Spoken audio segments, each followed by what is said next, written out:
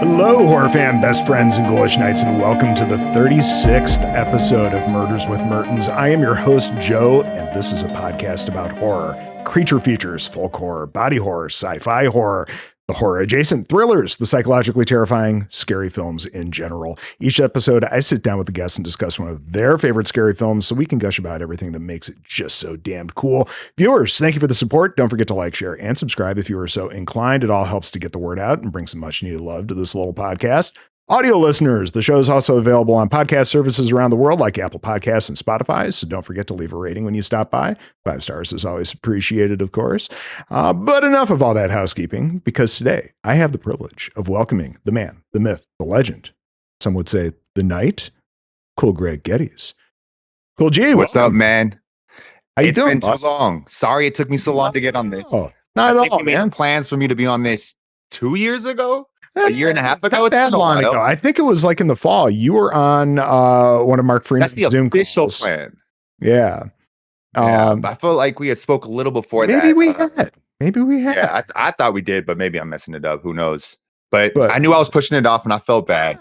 No worries, man. I know you're a busy dude. And, I've taken some breaks from this here and there, just where, life gets in the way or whatever. And just everything seemed to align. We were able to sync up and make this happen. So very cool. Yeah. And now that I'm thinking about it, I think you're right about that Zoom call thing, but it just felt like the pandemic times. I think that's what messed it up for me because I haven't been on one of those Zoom calls since back then, but yeah, man. Yeah. I love in your intro, you mentioned creature features. About 2 months ago, I signed up for our local streaming coffee TV. I don't know if you're familiar with them, but they have a creature features app and website and like a YouTube page, and they just like watch old creature features. I've been watching that a lot. A lot of them suck, but it's like fun, of course. Yeah. I think the best movie I've ever seen on there was what's the one with Damon, The Omen. Oh yeah, that's the best one. But besides that, you don't get anything. But it's fun time. Nice. Recommend it. God, there's a shit ton of good films like that from the 70s. God, in the past few years, I've gotten into like 70s and 80s Italian horror films, especially giallos. That's such a fun subgenre. But yeah, you get all those spooky ones like The Omen and The Exorcist, and all the ones that are just like a little religious tinged that have that kind of creepy factor going for them. So yeah, I think they had Poltergeist 3. That one. Oh yeah, the one that's not nice. Yeah, I was like, it's a little different, but whatever. Yeah, is a lot of those. They are not perfect films by any means, but they're still fun. They're still fun. Yeah. But speaking of that, is the title of what movie we're going to watch? Is it in the title of this YouTube video? Oh, it will be. Yeah. So they know. Oh yeah. Already. Well, they should know by this point, but yeah, today's film is the 2019 banger that crawled under many folks' radar. Alexandre Aja's Crawl. We were talking just a little bit before we started how I completely missed out on this in the theater. The trailer did nothing for me. I didn't hear any buzz, totally missed out. And it was only like a year or two ago where, I finally saw this thing. And I knew that you were a fan of this film and that you were getting into a lot of, Gator and Croc movies. So, what's your experience with Crawl? Before I get to that, can I lead into the last part of what you said? Yeah, getting into the Gator and Croc movies. Yeah, by all means, you're the guest, man. What makes it a Gator and Croc movie? Because I'm interested in this because there's a lot of movies I enjoy. Like, let's say, for an example, Jumanji, infamous Croc scene. Remember when it's going through the house? I count that. What about like Hook? One of the main bad guys was the Croc. I wouldn't count Happy Gilmore. Ooh, yeah. There's some fun ones. So maybe borderline nature horror right there, but I would say movies like this and Pool and Placid. Yep, Lake Placid. Yep. There's some fun stuff out there. Nature horror can be really fun. I mean, hell, Jaws is one of the all timers, right? But this movie, holy crap, how it just builds and builds and builds on the tension. You've got so many things ramping that up, between the hurricane and being trapped by the Yeah. gators and the rising floodwaters and all of that. It's just kind of a masterclass of tension. And Yeah. yeah, I mean, Alexandre Aja has spoken about how he would like to do a sequel at some point or another. Probably not the same people, of course, but Yeah. just another situation set in a hurricane or something like that. And I'd be down. He does some interesting stuff. Have you seen any of his other movies? He's really well known for that high tension. I don't think so. That's from like the early to mid aughts. He was part of that big wave of the new French extremity. These really kind of super intense, really brutal and graphic French horror films from that time period. So High Tension, Frontiers, Martyrs is one that people bring up quite often. That movie for a lot of folks is a one and done. That is a difficult watch and not one that people really want to see again very often. It's cool stuff, very cool stuff, but yeah, it's a lot. But yeah, he went on to kind of do some remakes of horror films like Piranha. And so if they did another one of these, I feel like it probably wouldn't be in the same state, like maybe like switch countries, kind of have the same story, but just a different location, right? I mean, Or that how could would you be see? fun. That could be fun. You'd hate for it to just be more gators in a hurricane because at this point it's been done, right? But if it were just kind of similar stakes of people having to, outsmart these critters like this, I think it could be fun. I would just just maybe somewhere on the West Coast that we're not used to having gators at all. Like at least they kind of have them in the lakes and stuff, but maybe they get out of the zoo or something, and then just something simpler like that. Like I don't know. Yeah, I would want to change of location, but it's definitely I would watch if they put out another one, no matter what they did. Oh yeah, and regardless of what kind of movie this guy does, I would love to see new stuff from him. I'm sure there's some stuff on the radar at some point here. I just can't think of what it is exactly, but yeah, no, he God, what a great job, and tight little cast. Not a lot of people in this. I can't remember the actor's name that plays Haley, but she's fantastic. Barry Pepper that plays her father. He was the sniper in Saving Private Ryan. He's done. I didn't realize that. He's done a ton of stuff, but he's great as her father, and it's mostly just them. You get a couple other side characters here and there, them and the dog, and the dog is a nice touch because boy, you're worried about that dog through a lot of this movie. Oh man, there's a few scenes where I'm like, oh, there's the reminder he's alive, and then there's a few scenes you're like, oh god, I forgot he's alive. God damn, like, they really, hit it right at the right moments. I think there's not too much of him where it kind of gets annoying, or you know what I mean. It does not annoying, but kind of like an injured person on your team, where they feel like you're just having to drag them along. He never felt like that, which was great. Yep. And the dog was a good warning about things here and there too. Sugar? Yeah. Sugar? Yeah. Yep. I can't remember that wasn't the dog's actual name. It's this. I think this film was filmed in like Serbia for the most part, like mostly in sound stages and everything, because you obviously can't film in a hurricane and you're not going to be able to use real gators and everything. They're almost all CG throughout this movie. There's very little practical effects for the gators, but but there are practical, like there's actual gators.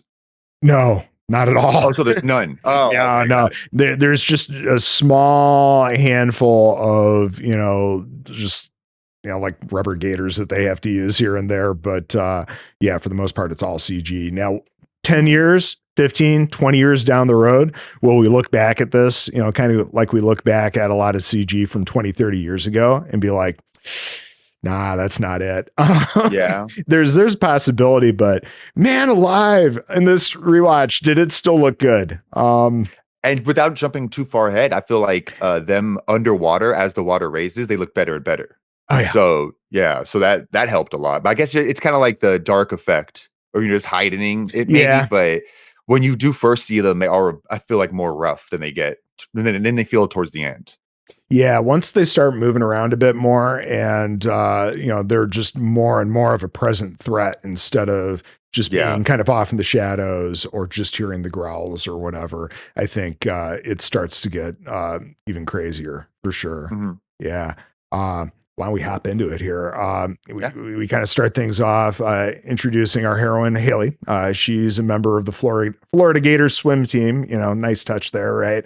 And she just barely loses this race to her friend at practice. And she has this flashback to her dad, who was her swim coach when she was a kid, kind of consoling her with a loss and, telling her that she's an apex predator and, all this will come back, of course, over and over. And we just cut from there to the locker room where she gets a call. Sorry. Are crocodiles and alligators, are those apex predators? Because I always thought that was a term for sharks. I mean, apex predator is basically anything that's sort of at the top of their food chain.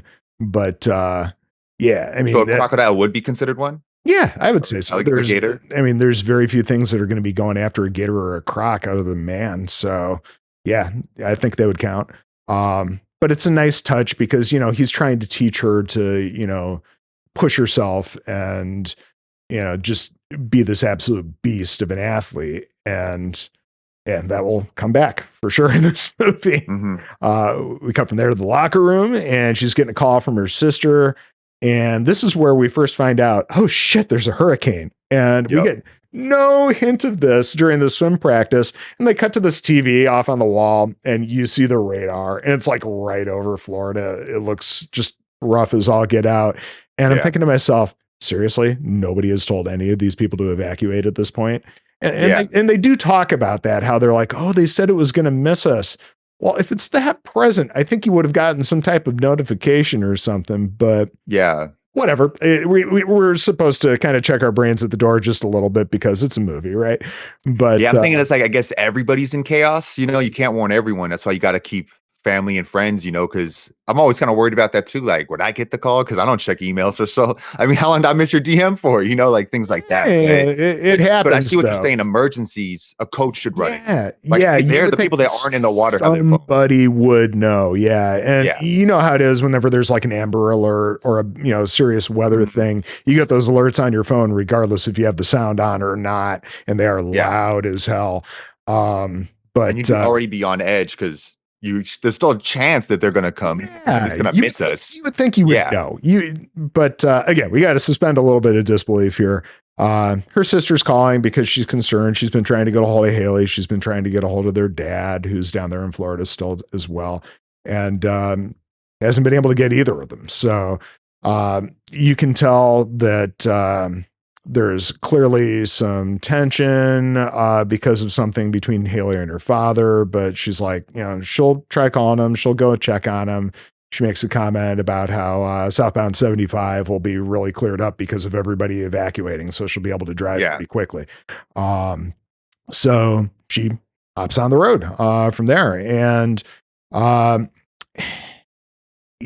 her sister, I guess, is just worried that her dad's, a nutball and he's going to be, one of those people trying to ride out a hurricane and he's just going to get himself killed.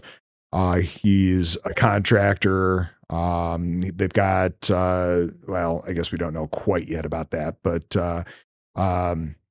she drives down there. As she's driving, she's listening to a couple of DJs joke about people firing their guns into a hurricane and how you really shouldn't do that. Just like people partying shouldn't fire off guns into the air because, clearly it's going to go somewhere, right?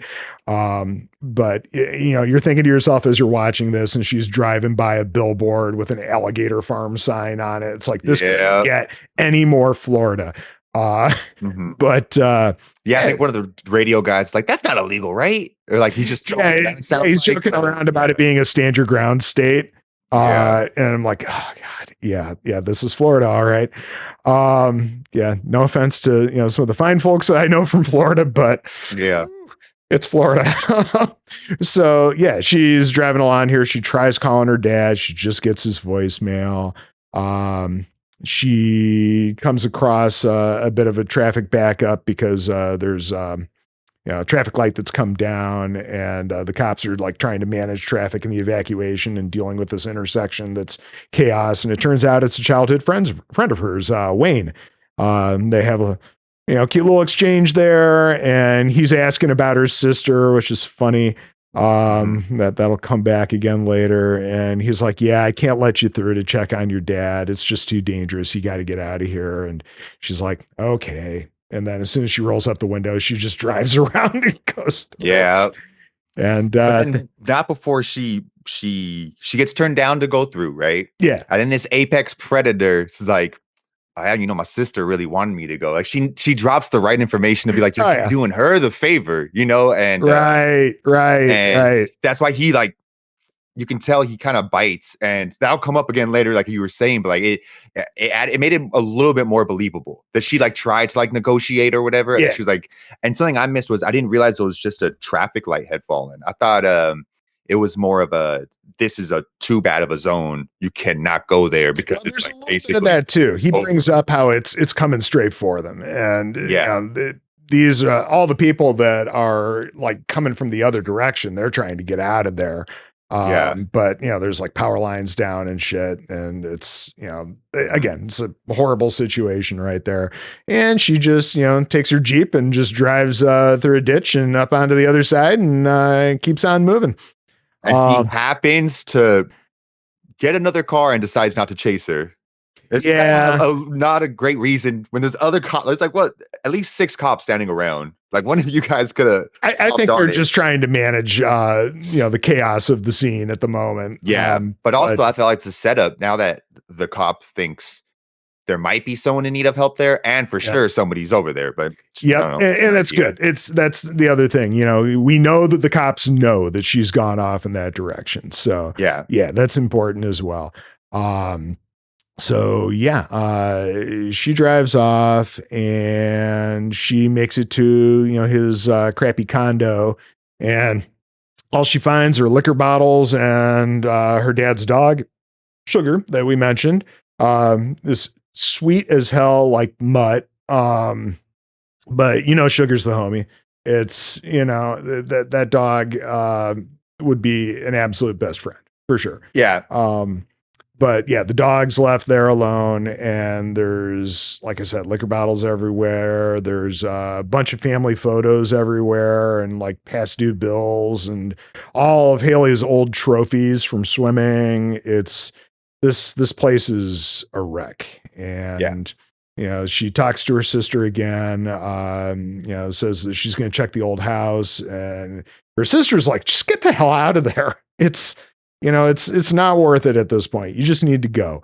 But no, Haley, we know she's stubborn. And she grabs the dog and takes off for the old house, which is supposed to be for sale. As far as the sisters knew, it was in escrow, and, just about, finished up with the sale or whatever. And she's not sure why he would be there at that point. But again, they're very concerned, and that's all they can figure out where he could be. So she makes it to the house, and let's see here. They walk into basically an empty house, and we get a lot of signs of the family's old life. We see, on the door frame, the height marks from the daughters. Just actually didn't notice that. Yeah, and that actually comes back again later in the film. She calls around, the dog's barking around, and they again, nobody home, I guess. But she starts to notice some signs. There's let's see here. She closes this open patio door after shouting outside for him for all the good that'll do and all the rain and the wind. But she closes that patio door and locks it. And then she tries to sell another time, and she finds it at the kitchen sink. And we see all the missed calls from her sister and the handful of calls from her. And then the little emergency alert comes up on the screen with about Hurricane Wendy bearing in. And And then she looks down and notices that the sink base is open. And, he's got tools and stuff everywhere. So, but wasn't the phone like just on deathbed too? Like, wasn't it about? yeah, the battery was Yeah. about dead too. Probably because a million people have been trying to call him and it's been ringing off the hook, right? But in an emergency, it's the worst timing, right? So panic for me sets in where I'm like, that's one more down, Yeah, exactly. Because cell phones don't make it very far in this film. So the sink base, the doors are open, and clearly somebody's been working on something with the plumbing, and she kind of hears a little bit of something in the distance. Maybe it's music or something like that. And she gets up to go check it out, and we get this awesome jump scare of this tree branch crashing through the window. Yeah. It's perfect because it's not even telegraphed. You know how so many jump scares in movies, there's like a bunch of negative space off to the side of the character, or, you get that feeling that something like that is about to happen. And no, you don't really get that with this. And you're right. I think this one tops one of the top scares, right? Even for being a jump scare, I think it's one of the freakier parts of the movie, especially if you've seen commercials for this movie and eventually some alligators and become popping out of places. Right. And it was like the tree, so the green and everything. It really hit. Yep, it was good. And then we get some more barking from Sugar, and that draws her attention out to the garage. And I love how the door is like not all the way down, and there's all this rainwater coming through, and it's just an absolute mess. And the dog's standing there barking down the stairs into the crawl space because, of course, it's Florida. It's a home near the water. It's not going to have a basement. It's only going to have a crawl space. It's like a lot of homes in Florida or in California too. There's hardly ever basements out there. You might have a crawl space. Otherwise, it's just going to be on a slab. But she talks to the dog about how, well, I guess I got to go down there now, don't I? She just ties up her hair. Yeah. She's kind of like psyching herself up, telling herself, cable guys do this every day. It's okay. We're going to make this happen. Oh, with the rats and everything. That was much. I'm happy they didn't focus on the spiders or anything like that too much. They just kind of like let you just assume it was all there, but they didn't overdo it. Yeah, there was a bit with some really bad looking CG spiders far later on in the film. And I was not super thrilled with that because they don't look good. But I can understand somebody being freaked out with a face full of spiders though, for sure. Yeah. So yeah, she heads on down, and the dog is super smart and doesn't follow. And again, love Sugar. Sugar's the best. So she crawls along there, and she completely misses some very, very large footprints as she's crawling through this dark crawl space. She should have been using her cell phone as a flashlight at this point. And is she not using the yellow twisty one? Nope, that's with her dad at the other end of the crawl space. So she doesn't get that quite yet. Because I remember when I saw the flashlight, I was pretty pissed because I was thinking it was the phone, and I was like, dude, don't waste your battery on a flashlight right now. But yeah. Thank God the flashlight was one of those emergency crank flashlights. Yeah, I was like, okay. So as she's crawling along, she misses those footprints, but the camera lingers on them, of course. And then she finds these animal traps, and one of them's got like a dead possum or raccoon or something in it that's been rotting away. Probably what's been drawing the gators into this crawl space. But interesting. But then we find some more signs that there's something down there because there's this giant pile of shit that she manages to drag her foot through. And it's at this moment when she's kicking off her flip-flop that we see some movement in the background as something slithers away. And she hears it and she turns, but she misses it. Only we get to see it. I feel like just loud enough for that scene to be a little unbelievable. We'd be like, I think she'd investigate a little more, but I totally get it. You're looking for the dad. Yep. But why not? Maybe that direction. Concerning. So she keeps moving on, and she still starts seeing more signs of this and that. She's nearing the far end of the crawl space, and she finds this discarded screwdriver, then finds her dad's shirt hanging up on something, and there's the radio that's playing, and that's what she had heard from the kitchen. And then she starts to find more ominous signs like blood that's wiped on a pipe. and then her dad's tool belt. And then she finally sees him, kind of passed out cold there at the far end of the crawl space. She calls out to him. He's not moving. And she works her way through some of those pipes, and he is clearly unconscious. And then she notices this nasty looking wound on his shoulder, likely some bite marks there. And wow, it looks rough. She grabs his flashlight, and that's the little crank one from the ground there. And there's a tarp nearby, and she rolls him onto it, and she's going to drag him out of there. That's the plan. And yeah, she gets pretty far. And while all this is happening, I gotta say, it's just absolutely perfect. We've got her dragging her dad, the alert alarm on the radio about the hurricane absolutely being there, the dog barking, and this pulse of the music as well. All kind of coming together. And it's like, you are getting extra nervous watching this bit because of all of these things. It's just chef's kiss there. Absolutely. And that's where they pause for a beat, and this gator comes crashing through those stairs. That's good. I really enjoyed the entrance. I think I wrote in my notes like, oh man, breaking through the stairs, epic. And I was like, I thought like we talked a little earlier, it wasn't the greatest of CGI moments, but he was just huge enough and just like quick enough that I thought, yeah, they nailed it. Yep. So that's shocking for her, of course. And she starts dragging her dad back the other way. And the gator's just kind of slowly advancing.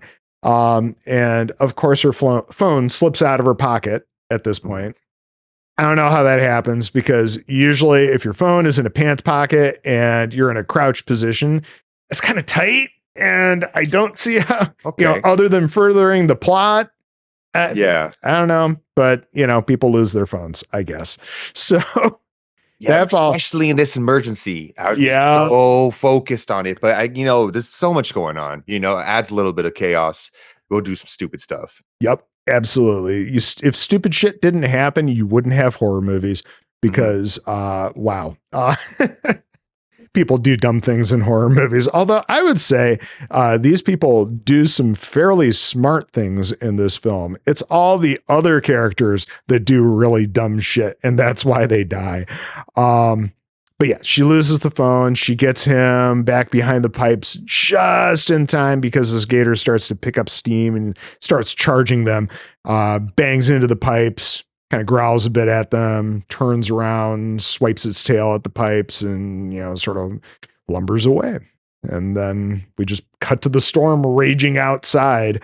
So yeah, that is our first encounter with one of the gators.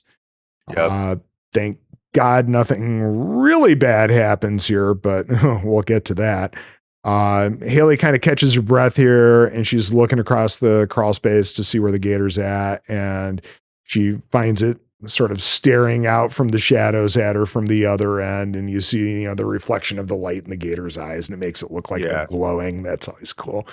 And this is where Dave finally starts to wake up, and unfortunately calls her Beth, her sister.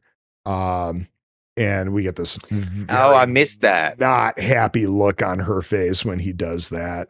I thought he said the wife's name or the ex-wife's name.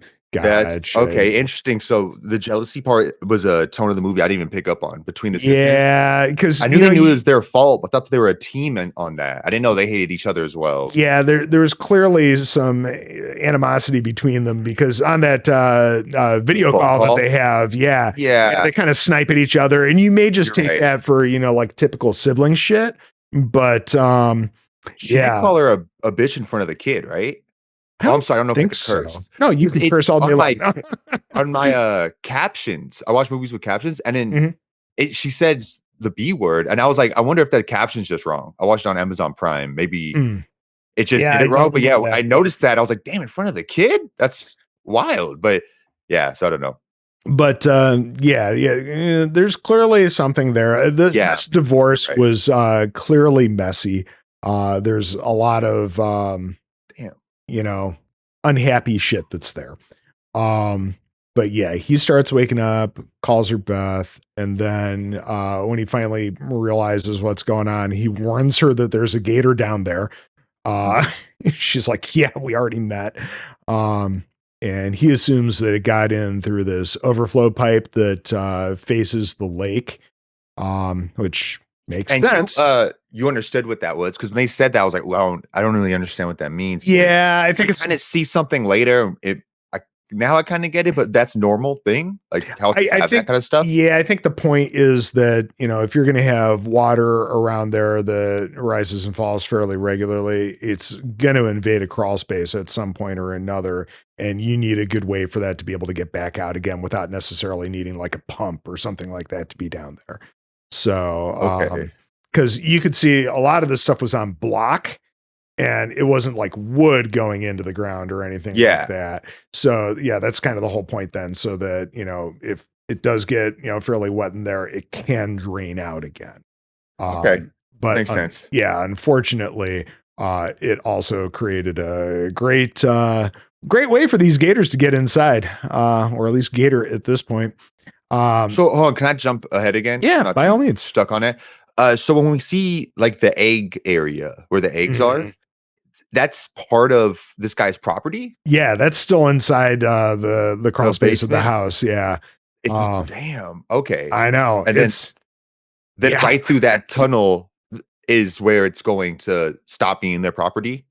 That goes to Yeah. that big lake part. Yeah, Okay. that wouldn't have been below water other than in this situation.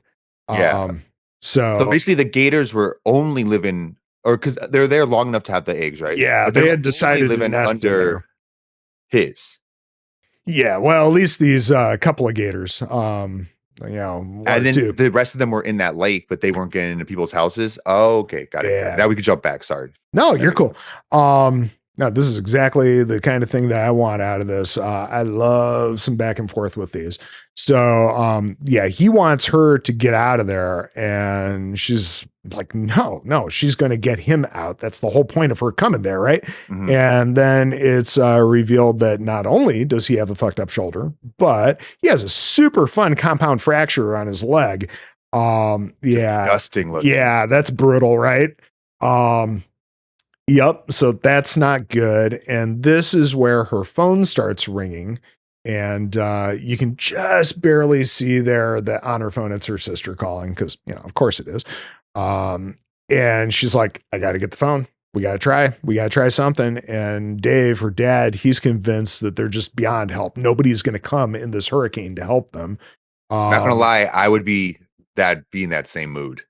I Yeah. would be looking around and be like, dude, we're fucked. What are we gonna do? We got to figure something out for ourselves. But I don't know. What would you do? Would you think you could call for help?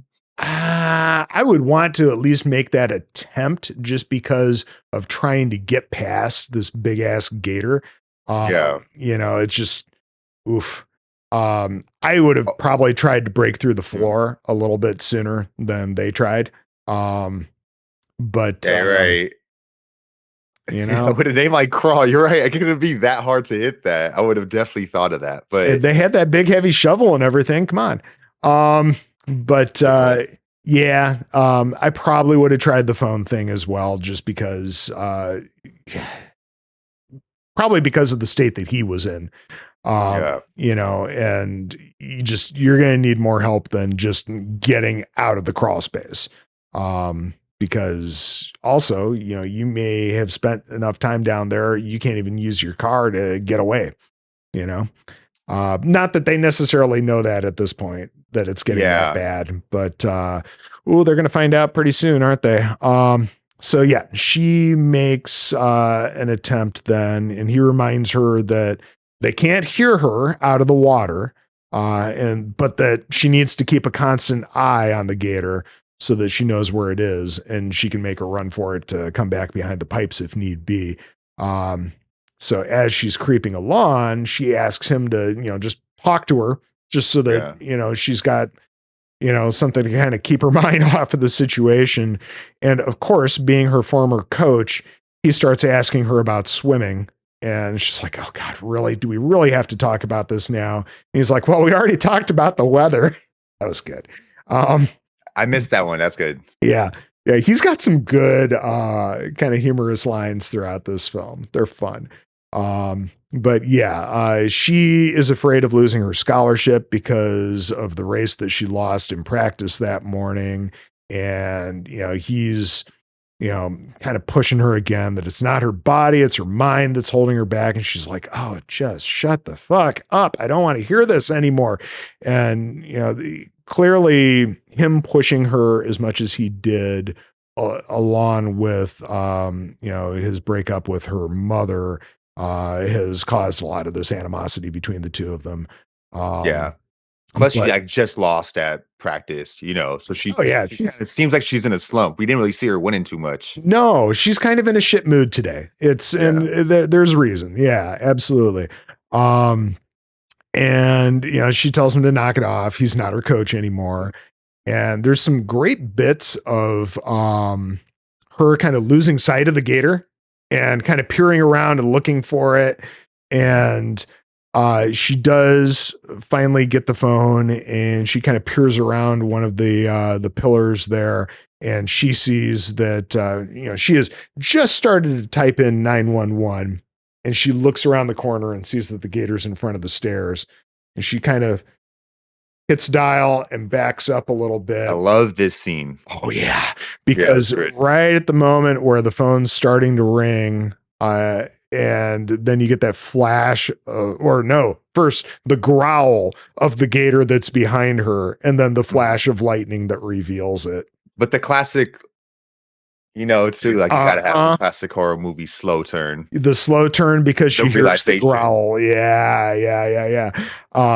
It's very and good. then we find out there's multiple. Like, let's go. That's a game changer. Yes. Because it would be one thing just to be trapped by one gator in this scenario, but having both of them, that's kind of horrible.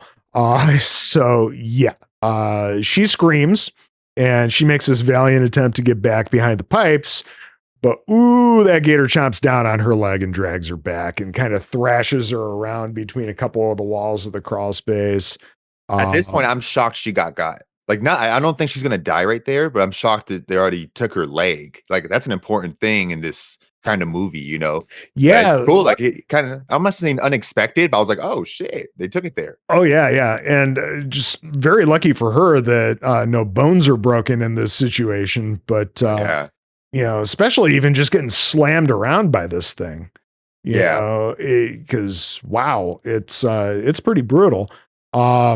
And then it seemed like the most brutal ones are the ones where they start twisting. Yeah. Like, most of the times they twist is like, because it even knocked out the dad for however long. I don't know if he twisted, but they got him in the position where they usually twist. It seems like the shoulder. Yeah, he makes a comment at some point or another how when it was trying to drag him off, they kind of got like twisted up in some of the pipes, and that's how he got away. And I think that's how his leg got messed up. Yeah, exactly. So so she, kind of gets that apex predator energy going, and she starts kicking at the eyes of this thing, and it does finally let her go. And she tries to get away there and realizes she's trapped between the two gators. And she's right around the area with those animal traps, and she throws a couple at the one by the stairs, and then she gets the other one, and she manages to get it around the head of the one that chomped down on her. So she tries to scramble away, but the tail of the gator's in the way, and you don't want to mess with that either. Yep. And the one by the stairs manages to circle around and block her way. So she ends up running down this other way, kind of getting caught in all these like wires and cables and stuff. And I thought she was really going to get tangled in those, because it looked like as soon as I saw her go there, I'm like, don't go there. And you're all wet and stuff, or like around that. It's a hurricane at least. I'm like, that kind of freaked me out, but it didn't really mess her up or like slow her down as much. Slowed her down just a little bit, enough Yeah. that she almost gets got, but she manages to rip free. And I love how they don't even hold up the gator; it just powers right through them, really. Mhm. She gets through and she picks up the screwdriver that had been dropped by her dad, and she starts stabbing the shit out of this thing. I think she gets it in the eye. Yep. She did the Harry Potter and the Basilisk move, man. Yeah. Get him in the eye, you gotta blind him first or whatever. There you go. It's always these big like snake things, man. That's the only way to get them. Yep. And she throws herself over a duct into this tiny little space and just barely manages to get away. And the gator is pissed and just kind of hangs out there for a little bit, kind of growling at her. And then eventually just kind of. But it's like on the side of the bad eye. So like he doesn't, I guess, know for sure that she's there, right? Is that what you're supposed to take from that? Yeah, Because maybe. you see the bloody and he's just there, and then he's like, all right, and this goes that way. Mm-hmm. But I don't know. Yeah, so the gator crawls away and she examines her wounds, and she uses one of the ties from her pant leg to fashion a tourniquet. Because it's pretty rough. It's, again, no broken bones that we can tell, but it's not good. And her dad's calling to her to see if she's okay, and she downplays her injury a little bit. And we cut back to the storm outside raging away, and this is where we start getting water coming into the crawl space like crazy. Because it's getting bad. Her dad finds his tool belt and the shovel, and he's kind of at this point kind of using the shovel like a crutch. And he grabs some of the tools out of the belt and uses the belt itself to, fashion a splint for his leg. And he snaps that bone back into place. And it is so wet and gross. He's doing what he's got to do. And it's at this moment where Haley is like trying to call for help outside. She notices some motion across the street. And this is where we get the dumbasses trying to rob the convenience store. I think I wrote savages, but I guess dumbasses is another word too, Yeah, they are not bright. It's I understand thinking that you're going to get away with this shit during a hurricane because everybody's run off and everything. Yeah. But they've got this ATM they're going to load up into their little bass boat. And They think they got it made, right? And this is where I have him labeled as dumbass one. He notices her flashlight from across the street, and he's distracted by her. So he starts walking out into the street, and the water's reasonably deep at this point. He's like waist deep in this stuff. Yeah. So we understand this is kind of a grave situation at this point. And behind him, while he's distracted, his girlfriend or whatever is being attacked by one of the gators. It's just throwing itself into the boat after her. She does not. It's not good. Do you think it's interesting that they're all robbing the place? Then we got dumbass number 3, I'd assume is what you're going to call him, inside taking his sweet time. Do you think it's kind of weird that dumbass number 1 decided, oh shit, there's light over there, like maybe we should go help them? Yeah, because she yells after him, there's nobody over there, and if they are over there, you're going to get yourself shot, because it's going to be somebody that's like staying to protect their home from looters or whatever. Because that's one of the reasons that people do stick around in hurricanes. They're worried about people looting their home. It's not that that's necessarily going to happen, but you get people concerned about it, and then they do stupid shit and shoot people, and it's not good. But ultimately she's getting devoured, and he turns around and sees this happening, and then he gets got. Meanwhile, yes, dumbass number 3 inside, who's grabbing sunglasses and all the food that he can, even grabs one of those old ass hot dogs out of the thing. I think I saw him take the like those gift cards, but I imagine you have to put money on them. I think there was a scene when he did ran not the notice hall and he that. was taking those, and I was thinking like, that's a really dumb thing to take. But That's not useful in any way. yeah, and like the Yeah. glasses was really dumb too, and he put some back. It's like at that point, just take the rack. I don't Yeah. know.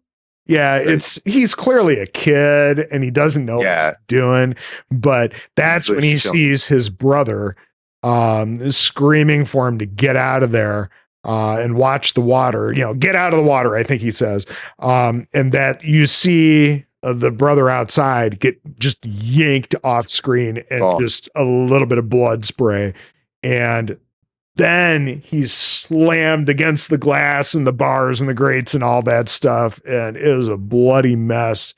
yeah. And then that perfect little beat where the guy inside the store looks up into the convex mirror and sees the gator coming through the water right at him just before he gets nabbed. Yeah, It's so quickly. Yeah. Oh yeah. He had no time to react. It was over. Yep. Really enjoyed all of that. I thought the ATM bit was really funny, and I didn't expect the Crocs to be outside. So then that's when you start realizing, like, oh, there's not just a couple Crocs. There is a shit lot of them. Crocs. Like, how many Crocs? You know what I mean? Like, there's at least like 10. You're thinking now, like, yeah, Yep. it's over because there's water everywhere. Yep. Yeah. Yep. It's I don't know if they're just from the local lake or if the rising water, with the gator farm that was nearby. I don't know who's. Didn't you think the gator farm was going to be where they came from? But it seems like it's just the lake that they're like, yeah, yeah. I think like that's it. Just nature. Yeah, exactly. It's in Florida, if anywhere where you've got like these retaining pools for like water for irrigation or whatever, you always see signs around them, just to stay away from the water because there will be gators. It's same with golf courses with any water or anything like that. They're everywhere in Florida. Do you watch Total Bellas? No. Oh, but there was one episode where Nikki was running, and then I think it was Nikki, and then she was running, and she looks over, and there's just a fucking crocodile or alligator just chilling there, just on the side of the road. I'm like, that is nuts, man. I can't imagine that. Sometimes we see foxes out here, but I've never seen a fox do anything. Yeah. They probably could do something. They're pretty chill where people are concerned. They're gonna, leave you alone. Most of the time, coyotes are gonna leave you alone. Yeah. But yeah, you do not want to mess with an alligator, let alone a crocodile. I can't imagine. I can't imagine just seeing those on my day to day and like not having something set up to protect me, like a zoo or something like that. Yeah, that's cool. Yeah, it's Florida is in this constant state of nature trying to reclaim it from people. So yeah, it's yep, exactly. But these three are all donezo, and I think Haley is aware of this at this point. And that's where we get Dave starting to time the rising water. He's got his tape measure and his watch, and he's figuring out how quickly it's rising to kind of give them an idea of how much time they have left. I don't think it's much longer in the film where he makes a comment about how this entire crawl space is going to be underwater in about an hour. So yeah, he's a little concerned. And this is where he realizes there's an access panel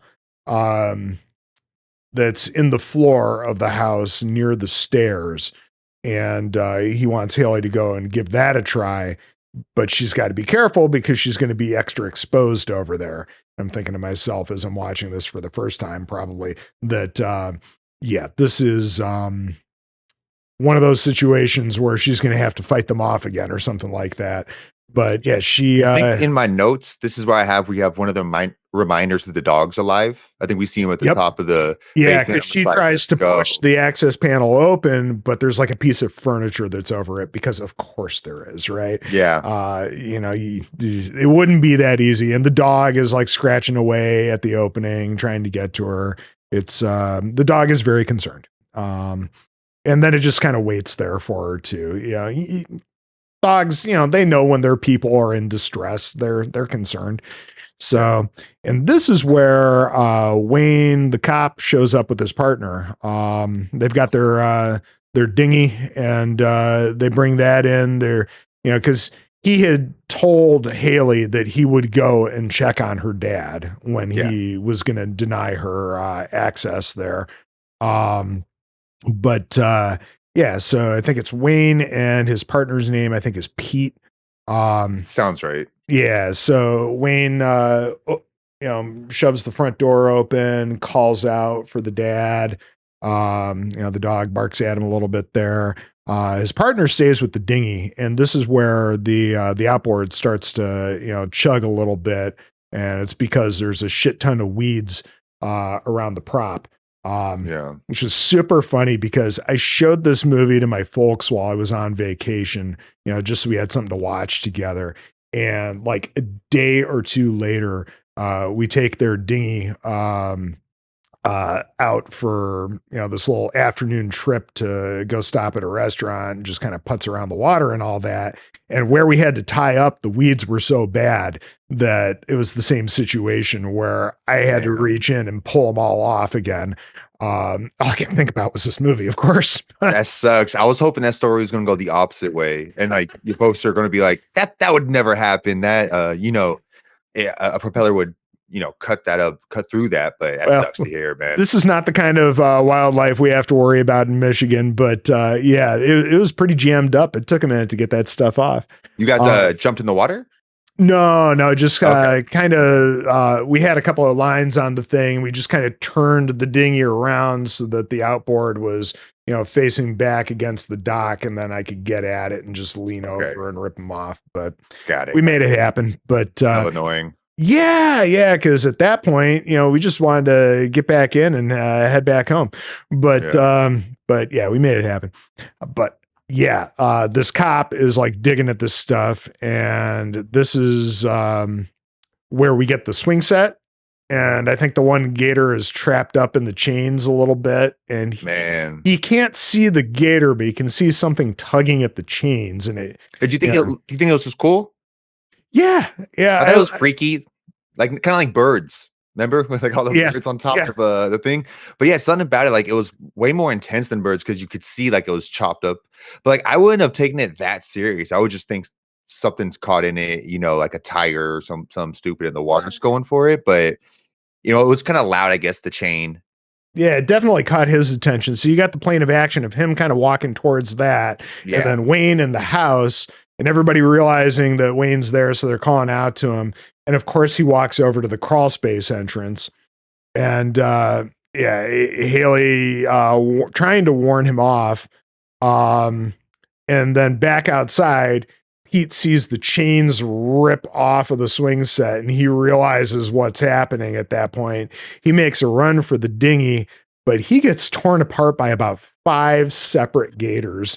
Yeah, I think this was probably my favorite death. It's pretty extreme. Yeah. Would you see the top, and like 3 of them start spinning, some of them don't. I'm like, oh man. Oh, he gets pulled 6 ways from Sunday. Yeah. It's something. So at the same time, Wayne's calling out for Pete about how there's gators. And this is where you see basically just the head of the gator spring out of the crawl space and chomp down on him and yank him in. Yeah, it sucks because they tell Wayne and he kind of jumps back. You feel like he's safe, but then I'm thinking like, why didn't he? Aren't they from here? Why don't they expect these freaking gators to be here? Like it seems like they're so close to this. It seems like they'd have just like a little bit more concern, maybe. Yeah. I don't know. I can understand it's dirty and like all that you have to ignore. The electricity that you can't get around that. But the animals, that would have me freaked out if I was over there. But I guess he probably underestimated how big this thing is too, because it really did jump through it. Oh yeah, this gator is massive. So yeah, Pete gets ripped apart. Wayne gets pulled under the house. Haley tries to save him, but being that there's so much water and the gators are kind of more in their element at that point, it kind of has the upper hand, and Wayne gets pulled away, and she has to swim back to the pipes and get behind some protection there. And Dave, he tries to console her. He sort of tells her a story about sort of the beginnings of her with her swimming. how she was so upset that her older sister could, swim the length of the pool with Yeah. one breath and everything, and how she stayed up all night practicing until she could do it herself. And, just he's just doing everything he can to pump her up. And this is where they have a little bit of a heart to heart about the divorce too. And Hold on, real quick. As far as that, the training and like the whole like your sister could do it and you couldn't or whatever, you worked on it kind of thing. I think it's fun for the story, but also it's if I take out the idea of like, oh, this is a hurricane, so holding your breath might come in handy and the coolness of that. It's just kind of funny, like such a not silly, but such a weird thing to be like, you couldn't hold your breath. But then you worked on it and then you could hold your breath. Like there's a couple words he says that kind of caught me off guard where I'm like, oh yeah, it's a swimming thing. But damn, that sounds, I've never heard an inspirational speech that involved those kind of words, Yeah, he's really trying to pump her up just so that, ultimately they can find a way out of this still, so they're not going to give up. But the and also divorce saying all that swimming stuff is worth it. Yeah, Like yeah. in general, like sticking Well, at it. But she kind of blames herself, for the divorce in that he spent so much time with her as her coach that she feels that was like the breakdown of the marriage. And he's like, no, that had nothing to do with the divorce. At the end of the day, it's just that she and her sister went away, and the only reason that marriage was still trucking along was the girls.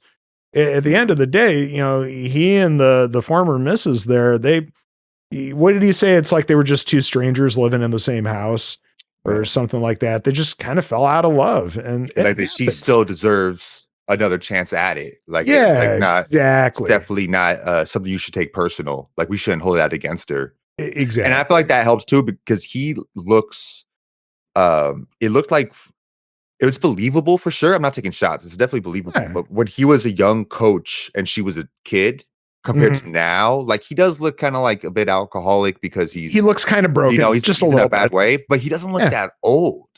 Where she looks like a grown, like she looks so much older. Like, but I know she's like college years still, but I'm just saying like she's done so much growing compared to him. So how young he looks, I could imagine the wife like that. That all makes sense to me. Like it's not that much of a reach where he's just saying that and it actually was their fault. Yeah, it's he's just kind of a broken man at this point, and that's clearly hinted at from the state of his condo, and he's clearly just poring over the pictures of his former life and all that. And he makes the crack about the beard, how that's there for his internet dating profile. It's he's having a hard time, and he feels bad because they don't really talk, and she feels bad that he never comes to her her swim meets. And he's like, well, I thought you didn't want me there because you're mad at me. And she's like, yeah, I am mad at you, but you're my dad. Of course I want you there.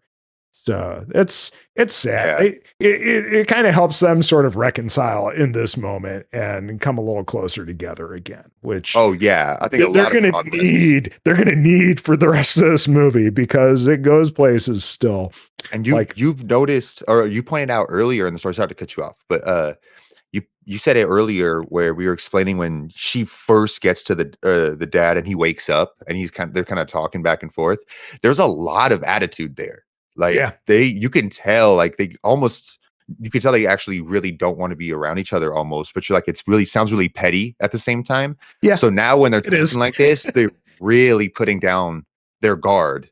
Like both of them. I feel like that's more important than actually what's being said. Because I feel like some of what's being said is a bit obvious. Like I don't think that, but them just saying it and being able to hear it, it's like they're both exposing themselves, and they really, I thought they did so much progress. That was more progress than the whole experience of the life and death thing, Yep. And sometimes it takes a life and death thing for people to get their shit out on the table too. So, but no, this is good for them.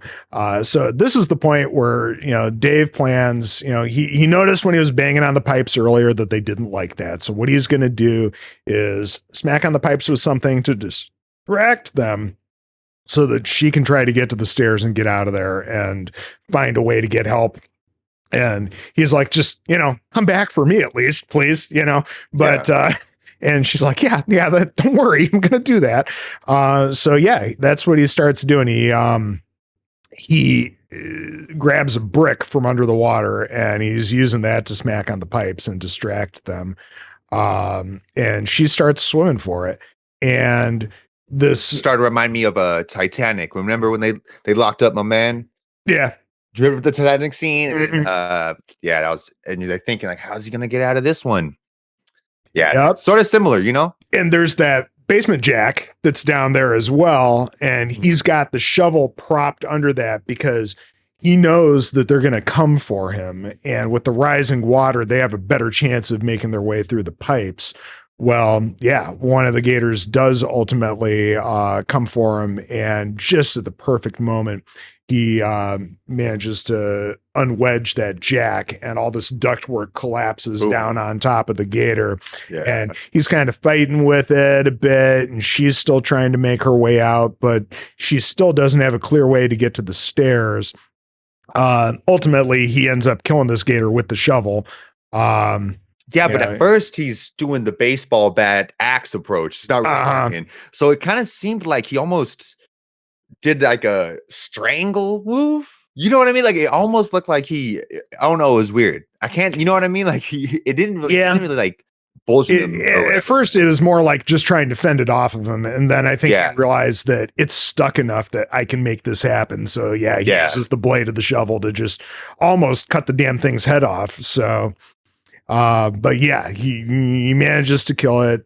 He yells out to her that he's got one of them, but there's still the other one out there. And she's like, hey, I can't make it to the stairs. I'm gonna have to try to go for the drain. And he doesn't want her to, but she's like, what else am I gonna do here? We're running out of time. We got to make this happen. So she makes her way into that space, and it is gross as hell. And she also starts finding like bodies of animals, and this is where they've stashed her buddy Wayne. And she instantly breaks an egg like a dummy. Yeah, I thought that was going to be more important, because usually in these kind of movies, when you break one of the eggs, you try to steal them or something like that.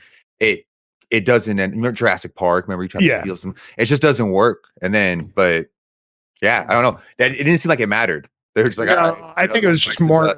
It was just a little bit more to let us know that there's a reason why these gators are here, really. So she kind of climbs up a little bit. And can I back up real quick? Oh yeah, I forgot to mention something. So when the dad does that trick to kill the first one before he starts hitting him with the shovel, that was interesting because we know how important, or we're going to find out exactly how important the house is, but we know the house is important to him because he's there. So the fact that he was able to use his talent, like his skill now, because his job, he's like a construction worker, right? Or something like that. Yeah, he's like a GC. He's a general contractor. So then he was able to do that, and he's sacrificing a lot of the house's foundation. So he's kind of like being like, oh, right after he got cool with the daughter, you know what I mean? Like it's kind of like a step forward for both of them. So I was like, just want to bring that part up. Yeah, because she keeps bringing up to him that it's just a house. It is, yes, it's their home. It's where she grew up and everything. But at the end of the day, it's just a house. And, their lives are more important. But yeah, we get the little bit here of the one gator coming back in through the overflow. And it just kind of slithers past her because she's out on not exactly dry land, but she's out of the water. She's not making any sound. And there's not much water in there at that moment, right? Right. There's like a little bit more space. Yeah. And she notices Wayne's gun on his holster. So she grabs for that. And she's like skirting around with the safety and, figuring things out. She chambers around, and thank God, because this is the moment where that gator pops out of the water and just basically swallows her forearm. And she unloads that entire clip into it. And it takes that much to make this thing finally die and let go. Yeah. She is so lucky she still has her arm at this point. Oh, can I say something real quick? Yeah. We were chilling at where I work at, kind of funny, and Kevin was talking to us. I think maybe it was Bless. Somebody was saying if they could take on a shark, and Kevin was like, "Oh, you got to like get your hand in its mouth or whatever, and like try to punch it and like rip, like grab its insides like that or whatever." I don't know if it's insides, but its throat or something. I was like, "That is." I just overheard it. I was like, "That's unbelievable." That might be your final approach, or you Yeah, stab it in because the eye. with Like, a shark, you're probably going to get, your arms sawed off by the teeth yeah, doing that. yeah. Yeah. But if you Yeah. don't attempt it, if you just see it bite quick Exactly. enough, just go for it. I just guess. thought you were supposed to like punch a shark in the nose or something like Hey that. Arnold, But right? The okay. grandpa did that. Yeah, I don't know if that's a joke or not, but that's a thing. I don't know. I always thought that was a thing, but Mhm. but yeah, she is damned lucky. And if I were her, I would have been searching this cop's belt Yeah. for another mag at this point, because I would want a few more rounds to be able to use against these things. But yeah, this is where she decides she's gonna make her attempt to go through the drain. And she kind of pauses at just the perfect time. And that's where another gator swims right past the entrance. And then she just kind of waits another beat and swims out. And in the meantime, her dad's just about drowning under the floorboards because the water is coming up so high.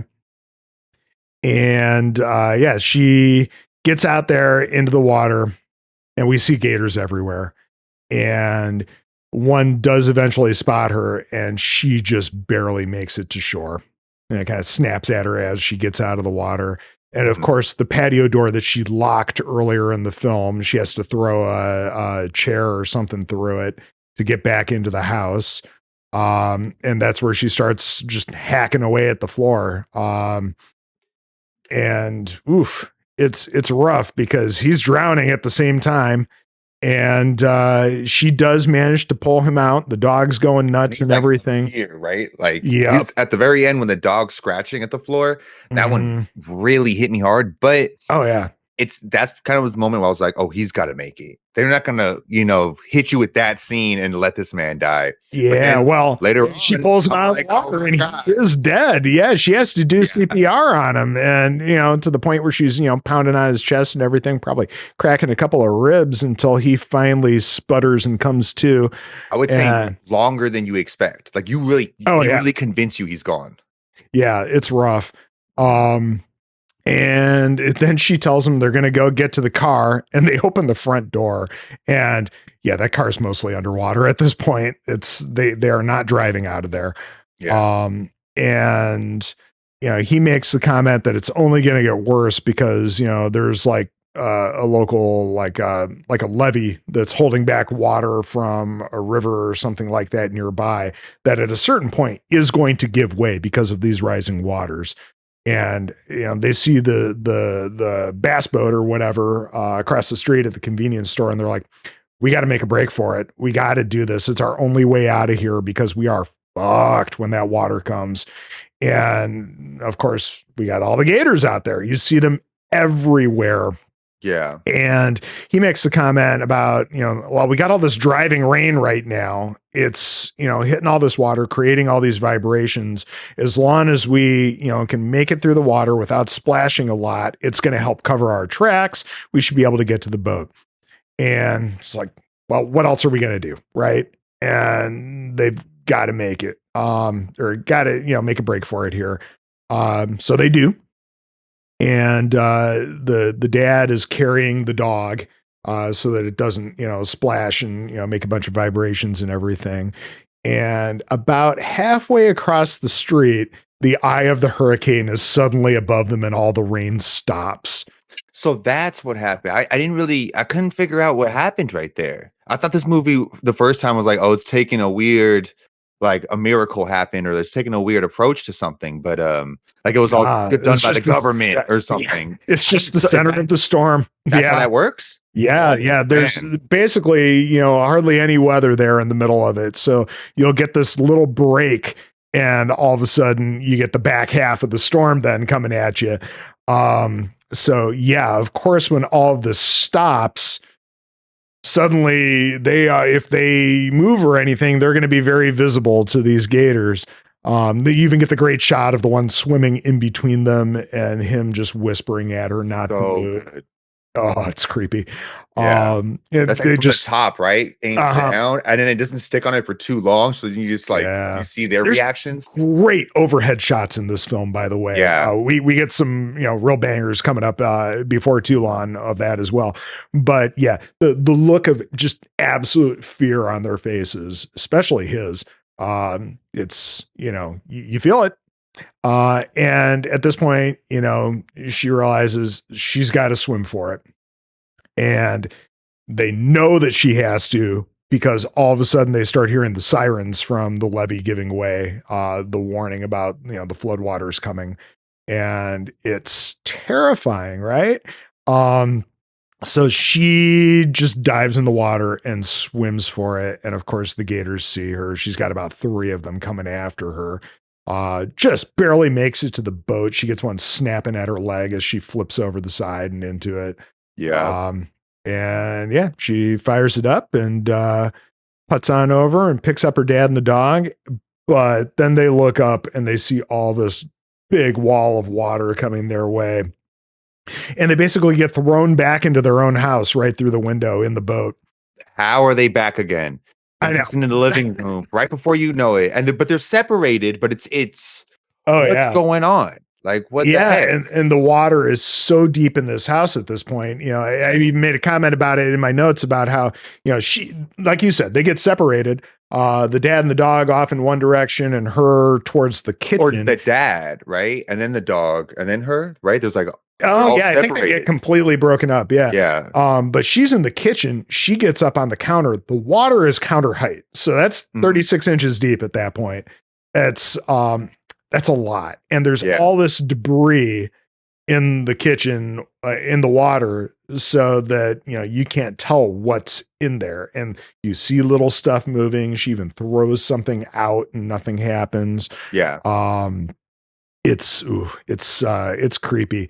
And also we get another shot of the door frame with the girls, the markings of their height as they were growing up. And the flood water, it's very cool. I love the callback to this scene. It's another reminder that, this is the house they grew up in and everything, but also a reminder of the rising water and everything. It's great. It's such a nice touch. Yeah, outside of cartoons, I don't think you'd ever see that in another form of, movies or whatever. Like that they really nailed that concept. Yep. It's good.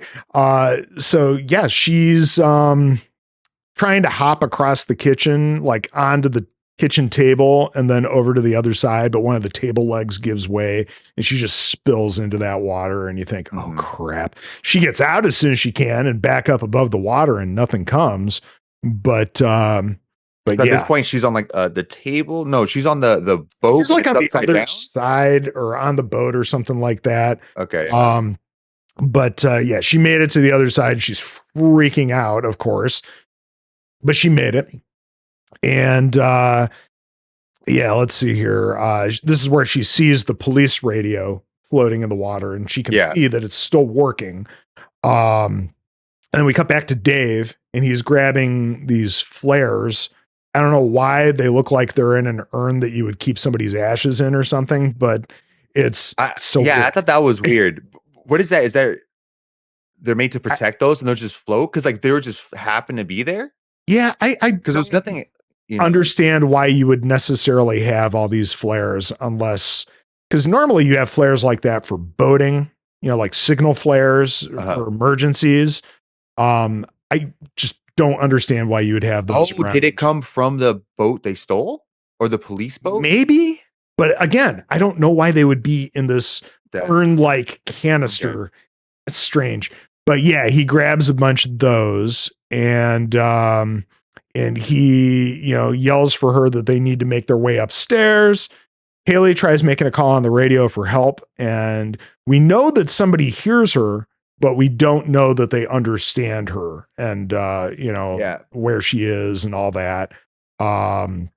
So it almost was like the it started breaking right then, or was it Yeah. just bad reception? It is bad reception ultimately. And 'Cause I that's to keep thought us in the dark and keep us feeling tense and everything, of course. And I was kind of paranoid when she was trying to get the radio at first. I felt like she pushed it underwater a little too much for my liking. So it was Yeah. kind of floating on top, and she was doing the whole scoop motion. I'm like, nah, keep it above the water. Like, Yeah, but I'd I be also so think it's one of scared. those radios that's designed to be pretty weather resistant because, Okay, yeah. it's probably, the kind of thing where a cop is probably going to have to stand outside in the rain and still be able to use it. And, Yeah. so yeah, we're a little unclear if she was able to get through or not. And then this is that moment where Sugar is swimming down the hallway and you get the shots from underwater, seeing her little legs going, and from up above, and you figure you're going to see a gator swimming up behind her. It's you feel for it because you never want to see a dog die or get hurt in a movie, right? But also, Sugar's a good girl, right? We that want to see up her. above shot that was intense. You really thought that was going to come. And she makes it all the way to Dave, and he kind of pushes her up the stairs, and he lights up a flare, and he's calling out to Haley and everything. And this is where the gator pops out of the water and just grabs him by the arm and snaps back. And you see that break, and he's just in so much pain, clearly, and just screaming. And that gator just fucking rips the rest of his arm right off. Yeah. And he makes it into the stairwell, and the gator starts swimming towards Haley. Oh, God. And this is where it traps her in the bathroom. And this is also where we get one of the best overhead shots of this movie. It is so cool of her getting behind the shower door. Mm-hmm. And I love how, just a little bit of tempered glass is holding back this gator, right? Yeah. But then she gets the bright idea of sliding it open. I forget what she yells at it. It's not, come get me, motherfucker, or something like that, but it's along those lines, right? And she does this thing where she puts her one foot on the soap holder and her other hand on the shower stem there and pulls herself up and flips over the top of the shower door as the gator swims in and lifts itself up to snap at her. And then as she lands, slams the door shut on it. It's so good. And he's all discombobulated in there. Oh, yeah. He's kind of, you take that he's down and he's out, but like but you said, that the weight would have just shattered that thing, man. There's no way. Not just the gator, but also all the water that's behind it too. Mm-hmm. Between those two things, that's not going to hold forever. Yeah. So it's a little bit unbelievable, but also just cool as hell because of how it all happens. Just the motion of the gator spinning around in the water before it swims into the shower. Yeah. So cool. It's just a very, very well done shot. The CG on the gator looks awesome. It's easier when you're in the water. A little bit of splash goes such a long way, Oh yeah, it makes it look super real. Mm-hmm.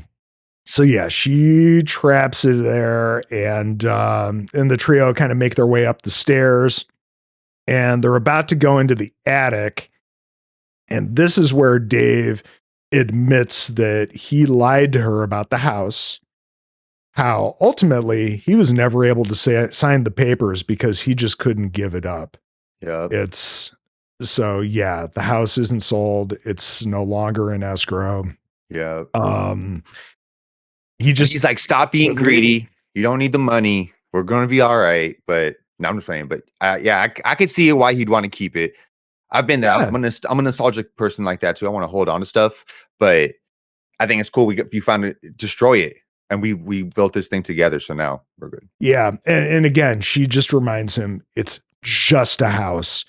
And this is where she hears the helicopters coming in, and she's like, "Oh my God, they heard us! Yeah, we got a signal for them." So she grabs a flare and lights it up and goes into this bedroom to wave, from the windows.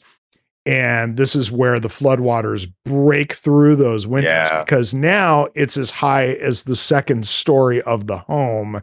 And of course, this makes the bedroom doors slam shut, trapping her in the space. And we get the great moment where this log pops up in the water and it looks just like a gator and it scares the shit out of her.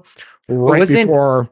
When the glass broke, wasn't it a gator slamming through? I thought he saw the light or something too. I think it was that was the log. I think it was the log and other debris and just the floodwater itself. Yeah, because I could have sworn it was a gator, but I do remember that log and the fake one. That's so funny. Yeah, it was a fun fake out and a great scare, and ultimately, perfect scare because she gets chomped on the shoulder just like her dad did by an actual gator at this point. It takes her under for that death roll. Yeah. And she's going around and round, and you get the light from the flare in this shot and the blood in the water as it's spinning and all that. It's a very, very cool shot. And she starts having flashbacks to, a swim meet when she was a kid and her dad pushing her and everything. And ultimately, her winning a race and reaching up to him to be lifted out of the water. And at that moment, she just clicks and grabs that flare and jams it into the side of the gator. Yeah. It takes a minute for this to actually do anything. Yeah. Really. And they're flipping around like crazy. And ultimately, it does let her go. But also the way the dad pulled, or the coach, whatever, pulled her out of that, winning that race or whatever, was really cool. Like it was like kind of effortless. Like she was just coming up and he just, I really liked that. When I saw that, I was like, oh, that's nice. Yep. That was just that last little memory of these good times with her dad and him inspiring her and pushing her to kind of get her over the hump to fight back one last time against this thing. And it lets go. And she manages to swim outside. And the fact that she isn't just immediately ripped away by these floodwaters is something. And that gator comes back out again, and she's kind of got it pinned between the house and one of the gutters. And I can't believe this thin little bit of gutter, because that is super thin sheet metal, is able to keep this gator away, but it is. And when the gutter rips away from the house, the gator just kind of goes with it in the current of the water. I think what happened was it was like the gator's biting on like that, and something comes from behind it and takes it out like that. Okay, maybe that's what it was. So that's like really rough. Yeah, it was still holding on to the tip, and it was just biting in the middle where the house is on behind it. I thought that was weird. Like, well, I don't know why he was biting, but maybe he was holding on too because the current was trying to take him. I think she was just because he was just trying opposite way though. Her ultimately, but but she was kind of, you know what I mean? Like it was facing, it was as if it was going, towards her. But yeah, if anything, I just saw it going away, almost like you could tell, like dangling. So that's good. Yeah, that was a good way to get rid of one of those. Yeah. Because clearly she doesn't have anything that she can use to kill it. So it's basically luck at this point. And then, she fends it off there and just barely gets grabbed by, the remaining arm of her father. Yeah. Yep. Doing that thing on his back, basically destroying his rotator cuff, trying to pull her up. Yeah. What's he going to do? It's her dad. She, gets back up on the roof there. They're both in pretty rough shape at this point. And the dogs made it up there from the attic. Who's in great shape. Nothing's happened to it. He just had to swim a little. The dog's just scared shitless at this point. Yeah. That's all. It's just a little bit of trauma. Like, what are these things? This dog is going to have some major PTSD at the end of the day and is going to be so clingy with them. But that's okay. The dog's sweet. And this is where they see the rescue choppers kind of circling there. And she fires up that last flare. and stands up to wave at the choppers. And you see the one with a rescue basket coming down, and she's kind of looking back over her shoulder to her dad, and she's just framed by all this light. And then cut to black and see you later, alligator, which is just the that was a fun one. I love it. I didn't expect that. It's such a fun musical cue. And like I said, I was watching this with my folks, and they're in their 70s, and they're just laughing their asses off because of that, because that's a song from the 50s, I think. Yeah, I'm not familiar with it. They would have been kids.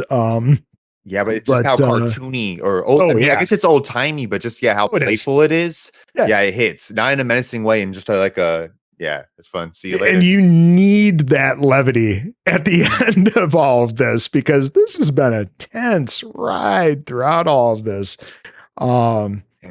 Yeah. What was your favorite death? Probably the same as yours. The cop that got pulled up to pieces. It's something. It's he did not deserve to go out like that for sure. But it was brutal. Yeah. And it looks great. It's there's that, the kid in the convenience store that just happens to look up and see it coming right before he gets got. Yeah. That one's pretty cool too. But this has some awesome kills in it for sure. It's such a simple movie, but there is so much going on in this, and just the way the tension ratchets itself up here and there throughout, like the part that I was talking about where she's dragging her dad along, and we haven't seen the gator yet other than that little bit of it slithering behind her. Yeah. And everything combining together to ramp things up to that bit where ultimately it does burst through the wooden stairs there. That's such a cool bit as well. Yeah. This fucking movie. I would have never expected them to end up back into the house. When they got when the boat got pushed in through the levee breaking or whatever, I was like, oh my God, I would have never, I didn't see that coming at all. But then it's obviously you can't tell until it's too late, but it just reminds me of like they could have just ran to the attic in the first place. Yeah. Yeah. It's one of those things too, where I think it's a film that probably didn't have the largest budget in the world, and you're going to make use of every bit that you threw your money into. Mm-hmm. So a lot of that comes down to using, every bit of, like set that you've constructed, because almost the entire film is done on sound stages and, in water tanks and everything. Like I said, I think this was shot in Serbia. If you're going to build the bulk of this house for a set, you may as well use it. That's interesting. I never consider that kind of stuff when I watch the movies, but that would make sense. Yeah. And it's movies that do that use every bit of what they throw into them. Oftentimes it's for the better of the film too. Instead of just, the kind of film where you're able to spend such a huge budget where you can do whatever you want. Well, when you can do whatever you want, that doesn't force you to, come up with more interesting stuff for your story, for the plot. Being forced to work with what you have oftentimes really produces great results. I mean, look at Jaws, for example. A movie where they built these robot sharks and everything, but they really didn't work well. And you hardly see the shark throughout the film. And it's, just this happy accident that makes the film such a great, tense thriller. And you never would have had that if, your props actually worked the way you wanted them to in the first place. Yeah. So, again, for a film that has probably the bulk of the budget went into the CG gators and whatever, CG effects they had to do for weather. But yeah, because of that, very tight, film as far as your location is concerned, because Yeah. mostly takes place around the old house, and that's about it. Yeah. And a great way to use the downstairs area, because it's so Mhm. small, to be like, oh, we're That we're crawl above space land is, and then we're underwater. You get because both. it's such a tight space that you can't stand up straight. Yeah. That's why they call it a crawl space, right? Mhm. It's just absolutely perfect for a film like this, because you feel so claustrophobic in a place like that. And Yeah.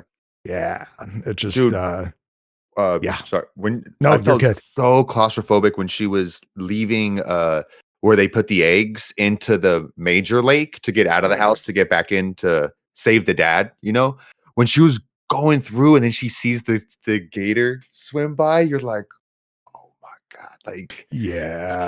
such an intense scene. Yeah, this is the kind of story where that stuff doesn't work if your character isn't a swimmer, Yeah. because you need a character who can have that breath control and everything to be able to swim like that. Because, Yeah. the more you're freaking out, the more you're pursued, the more you're exerting yourself, the more you're going to use oxygen.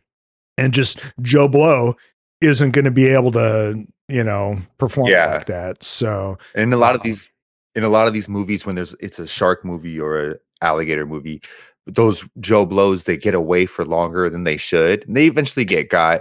It's yeah. always kind of like takes you out of it. Where you're like, he should Yeah, have because like it's went 20 less seconds. believable. That should have been Exactly. like about 4 seconds until they, got him. But Yeah. whatever, there's a certain magic that, in Yeah, you horror. got to be able to suspend your disbelief with films for Mhm. sure. But yeah, for this one, there's very little of that. And it all works super, super well.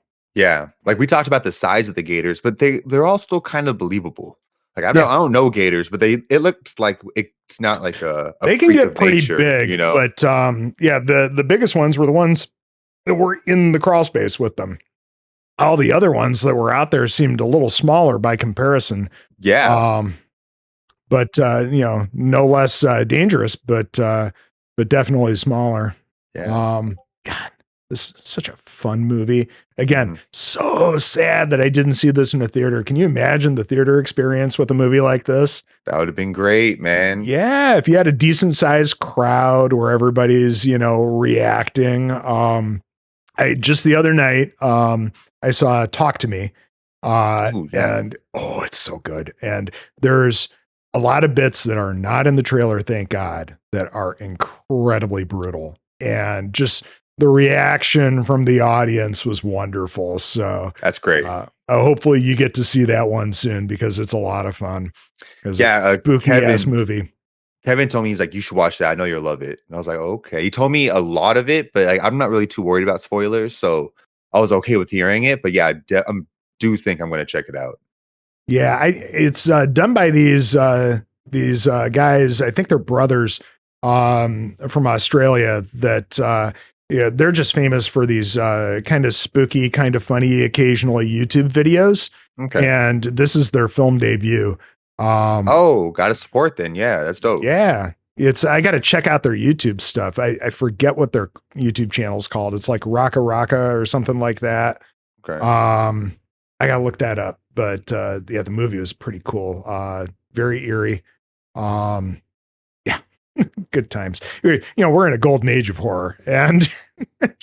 it's oftentimes whatever A24 puts out is a lot of fun. So this one is absolutely one of those for sure. But yeah, any final thoughts on Crawl? I think we got a lot of it out there, but Yeah. dude, this movie is so much fun. Hmm. I mean, I enjoy it. When it has to do with a alligator or crocodile, my standards aren't too high. But even with that said, like, that's why I chose this one out of most of them, because there's some of them that are my favorite, but I know they could be not the greatest to rewatch, so I wouldn't want to recommend them. But this one is, I wouldn't feel any shame in saying like, yeah, go watch it, man. Like if you're into like a kind of like a monster movie, trapped kind of story, yeah, I think Mhm. you'll enjoy it. Yeah, yeah. If you need something to get your heart rate up, this one will do it because it's a Mhm. lot of tension for sure. Yeah. Well, Damn, cool, G. I so appreciate you coming on. This was a ton of fun. Thank you. Yeah, I knew this would be a good one to discuss because I always seem to hear in little snippets of podcasts that, yeah, Cool Greg keeps bringing up this Crawl movie, keeps telling us that we need to watch it. So, hey man, spread the good word. Yeah, the good word of Crawl. Absolutely. If you'd like, where can people find you? You guys could check out Kind of Funny Vids on YouTube and Twitter and stuff like that. Kind of Cool Greg on Twitter and stuff like that. Yeah, absolutely. Absolutely. You're everywhere. You are the night. All right, man. Well, thanks again. Thanks for having me. Absolutely. This has been Murders with Mertens, a horror film podcast. Thank you for letting us tickle your ear holes. Please like, share, and subscribe if you are so inclined. I'll be back soon enough with another episode. But until next time, stay spoopy, everyone.